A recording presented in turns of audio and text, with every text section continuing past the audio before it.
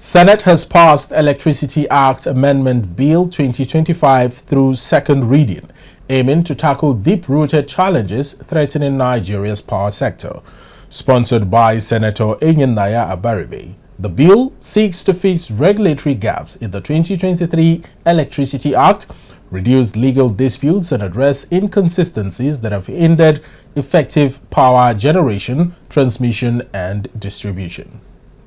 The bill seeks to include provisions that will, 1, enhance policy and regulatory coordination between national and subnational governments to avoid legal disputes and inconsistencies. Yes, the Constitution is very clear. Any federal legislation that conflicts with a state legislation, the federal legislature must take precedence. So we want to cure such anomalies and disputes within the Electricity Act. Some lawmakers are pushing for harsher penalties, including capital punishment for power infrastructure vandals. Backing the bill, Senators Tahir Mungano, Adamu Alero, and Solomon Olamilekon said stronger laws will help stabilize the sector. Let me start by saying that the Committee on Power has done a very good job and detailed and comprehensive work on this bill.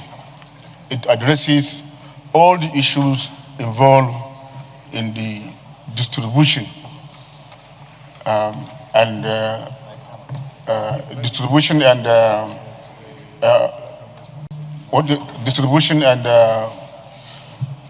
generation and even transmission of power in Nigeria.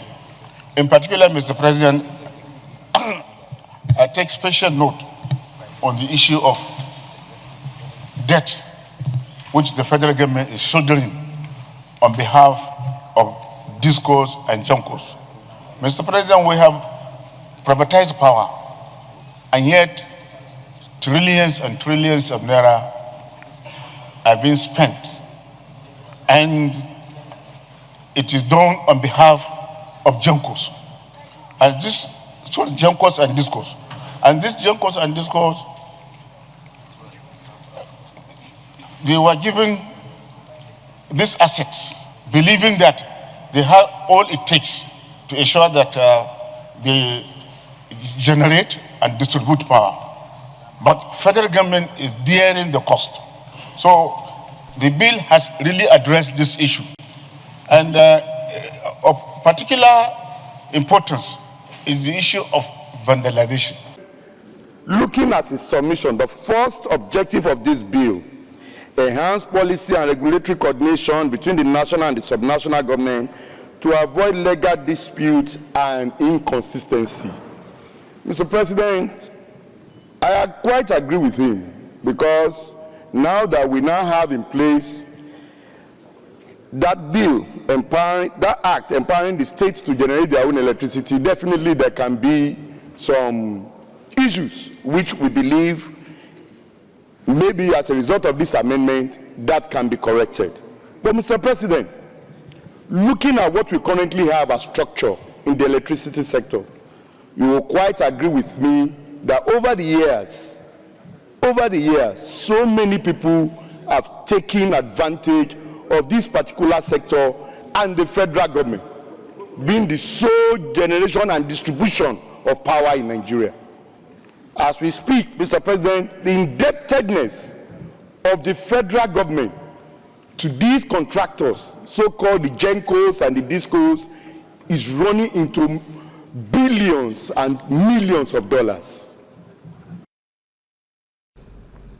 Senate President Godswill Akpabio commended the Committee on Power for its commitment, describing the bill as vital for Nigeria's industrial growth.